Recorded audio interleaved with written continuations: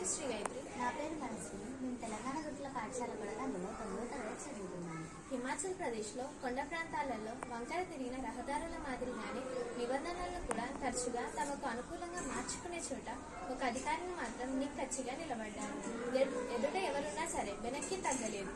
సిర్మౌర్ జిల్లాలో ఆర్టీఓ అధికారినిగా పనిచేస్తున్న సోనా చందర్ ప్రభుత్వ సేవలో నిజాయితీ అంటే ఏమిటో నిశ్శబ్దంగా నిరూపిస్తున్నారు.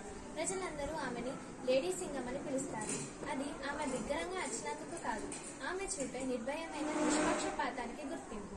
ఆమె స్వంత విభాగానికి చెందిన ప్రభుత్వ వాహనం వ్యాలిడ్ పొల్యూషన్ సర్టిఫికేట్ లేకుండా నడుస్తున్నట్లు గుర్తించారు. అక్కడ ఎటువంటి సిఫార్సులు మరియు సాకులు పనిచేయలేదు. వెంటనే ఆ వాహనంపై కూడా ఆమె పొల్యూషన్ చలాన్ను విధించారు. ఆమెకి పదవి కన్నా నిబంధనలే ముఖ్యం. High security number plate drive సమయంలో విధి ఆమెని మరోసారి పరీక్షించింది. ఈసారి నిబంధనలను ఉల్లంఘించింది ఎవరో కాదు, తన భర్త స్కూటర్. అయినా ఆమె చూసి చెడనట్లు వదిలేయలేదు. ఆ వాహనంపై కూడా ఆమె చలాన్ను జారీ చేసింది. ఆ జరిమానాను తన స్వంత జేబులో నుంచి చెల్లించారు. విఐపీలు లేరు, మినహాయింపులు లేవు, సంకోచం అసలే లేదు. చాలా సరళమైనది కానీ శక్తివంతమైనది.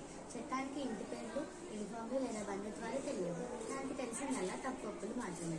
2024-25 కాలం నాటికి ఆమె దాదాపు 2.5 కోట్ల విలువైన చలాన్లను విధించారు.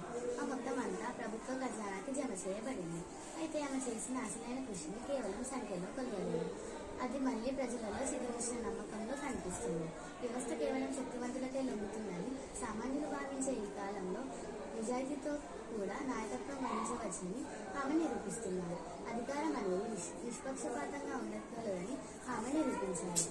ఆమె కేవలం నిబంధనలు అమలు చేయడం లేదు, అసలు నిబంధనలు ఎందుకు ఉన్నాయో ఆమె గుర్తు చేస్తున్నారు. నిజాయితీ అనేది కలిసి చెప్పేది కాదు, నిరంతరం ఆచరించి చూపించేది అని ఆమె దేశానికి చాటి చెబుతున్నారు. ధన్యవాదాలు.